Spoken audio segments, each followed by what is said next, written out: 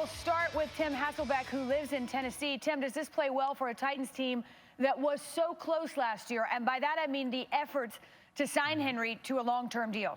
Yeah, I think this makes sense completely. One, the franchise, tender, it makes sense right now for the team, especially as they were trying to sign Ryan Tannehill. Pays him a little over $10 million this year. And if you just look at the running back market and some of the deals that have been signed that either didn't work, like Todd Gurley's deal, or a situation like the Jets are having with Le'Veon Bell, where maybe they don't love the deal that they have him signed to, you have to look and just wonder, okay, what is the market for a guy that, quite honestly, is a 2-down back, not really a 3-down back? And so $10 million is a lot of money this year, but if you can work something out that stays under some of those benchmarks set by those other running backs, then maybe it's something that the Tennessee Titans can digest long term.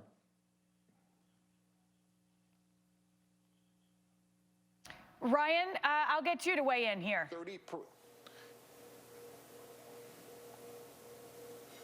Tennessee Titans. They signed Ryan Tannehill early and show faith in him even before Tom Brady hits the market. And Derrick Henry was the bell cow of this team. In the second half of this season, he was absolutely amazing. And they understand they need him to be a part of the team, but they also know they have to get him for a deal that makes sense for the Tennessee Titans. And I think Derrick Henry showed great faith in signing the franchise tender already. He's showing he wants to be a part of this team. But when you look at what Melvin Gordon got now on the market in Denver as compared to what he was asking for or what was reported he was offered by the Chargers, I think Derrick Henry is smart to stay somewhere where he's wanted, somewhere he's had success, and work on getting a deal done there. And for this team, it shows that if you play well for the Titans, they'll do their best to take care of you.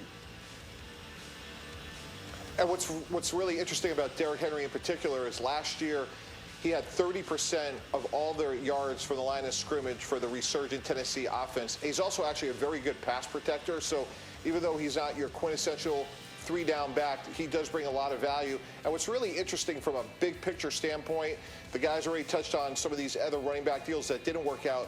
But after Derrick Henry gets resolved one way or the other, there's 3 great players in Saquon Barkley, Christian McCaffrey, and Alvin Kamara.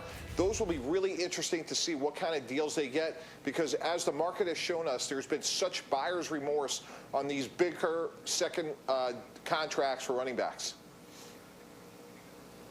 Yeah, and it just really makes sense for him to get it done when you're looking at the running back market just crater the way that it has. I mean, Melvin Gordon getting that deal done, as you mentioned, at $8.5 a year, and obviously he's going to get it done because you want to just secure that money. It'll be interesting to see if they can work towards a long-term deal, if his money on average per year can get even close to what a guy like Chris Johnson, who obviously played for the same team, was making back in 2011 at an average of $13.5 a year. I mean, Adrian Peterson was making $14.1 in 2011. So it'll be interesting to see if his deal can even get back to just equating that market. But clearly this makes sense because not only did he have a strong second half, he had a very strong impact on Ryan Tannehill, who was the best quarterback in terms of play action also when he was starting for the Titans this past season.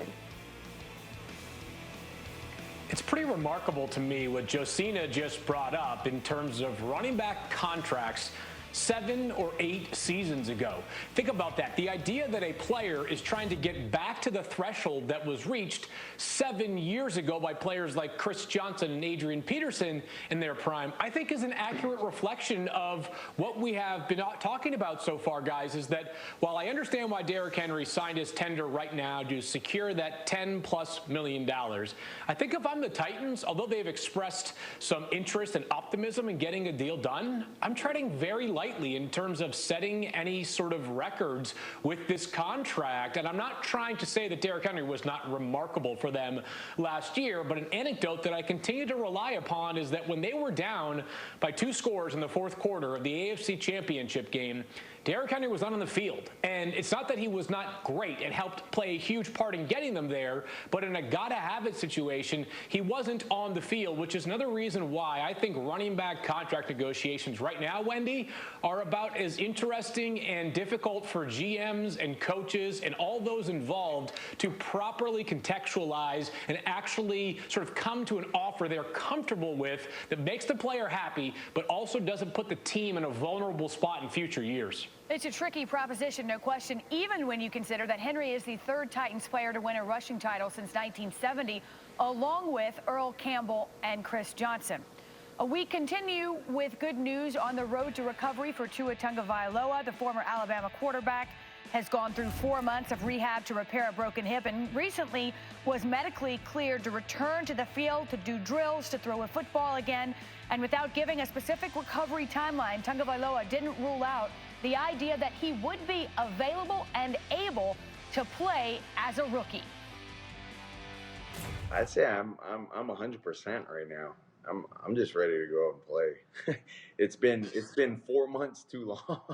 There's little to none as far as soreness. You know, I think a lot of that was in the front end of rehab, but just going throughout this process, being able to run, throw, I haven't felt sore or things like that. So it's been good. When it comes to the personal meetings, what do you think teams are missing when they can't meet you face to face? First off, they can't see me, work out with their plays, and I mean you can't really go on the board for them as well.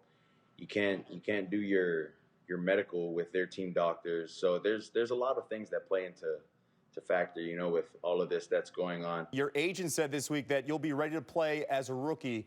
What do you say about your timetable? Have you thought about that at all? I feel as normal as can be. I feel like if I had to go out there and perform the same way I did my sophomore year and my junior year, being 100% healthy, I feel like I'd be able to go out there and do that. That was SportsCenter's Kevin Negandhi speaking with Tua. Mike, I'll start with you. He says he's ready, and we certainly hope so, but you don't know. And right now, given our environment, you can't find out. So what's your take as a GM?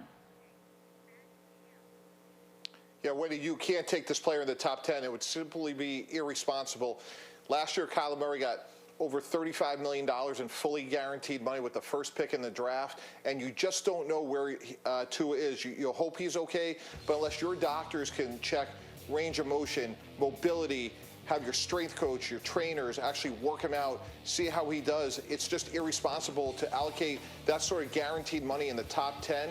Look, if you're somewhere in the middle of the first round, you could take a calculated risk, but this is a very complicated injury. It's a part of the body that's not well vascularized. When you come back from this injury, it's not easy to predict. So while there's expectations he'll be okay, I just think it's too risky this year, given the environment that we're in, to take this player in the top 10. Wow. I mean, that's remarkable to hear, especially when you see so many people talking about, teams maybe trading up to get him. I think when you look at that, and look, I talked to Trent Dilfer this morning, who's training him. He said he's about 9 throwing sessions in. He said the thing that has really, struck him is that, he basically is not fatiguing. He's, getting after it day after day after day, and he's been really impressed by him. And so if you trust the people around him, and you trust other doctors and their medical opinion, doctors that maybe have seen him in person, I think you have to go off of that, and certainly there'd be a leap of faith there. But I think there kind of always is anytime there's a player with any type of medical issue where you have front office people and coaches trusting a medical a doctor's opinion on it. I just think it's interesting to hear that because, obviously seeing the videos is encouraging. Him saying he's 100% is encouraging, and people I've talked to obviously have been around him have been really encouraged by what they've done with him. I mean, this is going to be a decision that's based on fear. And it's going to be which fear motivates you. Is it going to be the fear that if you draft Tua Tagovailoa in the first 10 picks or the first 5 picks and he gets injured, now you've set your franchise back? Or is it going to be the fear that if Tua Tagovailoa is healthy and all we've ever seen from him since he came into the second half of the national championship against Georgia is great play, when you look at his body of work, there's going to be a fear that, man, I can't miss out on this kid if he is healthy. And so depending on what team you are and what side of this you stand, you're going to listen to him and say, okay, he says he's 100%. They say he'll be able to play. He feels healthy. He's not fatiguing. And there's going to be a team that's going to jump up to me in the top 10 and draft Tua Tagovailoa. And I think this kind of offseason that has been uncertain, that has been something unprecedented, actually benefits him in a way where he gets to control the narrative about what's out there, about what people see. And there's going to be a team that remembers all the great things that this kid did in Tuscaloosa that's going to pick him, and hopefully for them he's healthy, because if he is, I believe he's still the best quarterback in this draft. And he did do some great things in Tuscaloosa, Ryan. He threw 26 touchdown passes before his first interception in each of the last two seasons. So there's that if he's healthy, there's a tremendous upside. For the 41st straight year, the NFL what you draft. guys are saying, but I think Mike makes the best point here in terms of, in order to sign Dak Prescott to this huge deal that we all assume he's going to get at some point, and he deserves, by the way, you have to beat the market in other areas. And one of the ways you beat the market is you sign an elite pass rusher who's been out of the league for 5 years with off-the-field issues. And so if Alden Smith is right, one of the ways it works to pay your quarterback whatever it ends up being, $40 million a year, is to have a guy that can give you 12 sacks a year, but you're only paying him $4 million. You know, I mean, I think you do have to get creative. If you're going to pay your quarterback that much money, one of the ways you do that is you take risks in other areas, and this is one of those risks. Mike, when you look at the situation with Antonio Brown, if he was eligible, right? I think that's the fear right now, or the concern right now, is what's his status with the league? He's kind of had a list of, various things, kind of against him that would cause you to be a little bit nervous. And then there's stuff that doesn't even have him in trouble with the league that you would just have to be concerned about from a locker room perspective. With all of that being said, if he was given the thumbs up by the league, there are just so many teams that look at his talent and his ability and think, look, we can use this guy. And then we've seen it time and time again of coaching staffs and teams that think their locker room is strong enough to handle somebody like Antonio Brown. And so, I guess the longer this goes on, the more you see him with other people. And if, in fact, he does get reinstated, it does appear that he probably has not played his last down in the NFL. And let me ask you this. Would you be comfortable with Tyrod Taylor if the Chargers go down that road? Yeah, I would be comfortable with Tyrod Taylor. You referenced his numbers. He really played well as a starter. And, with Anthony Lynn as his coach, he actually, has done much better than people probably remember him doing.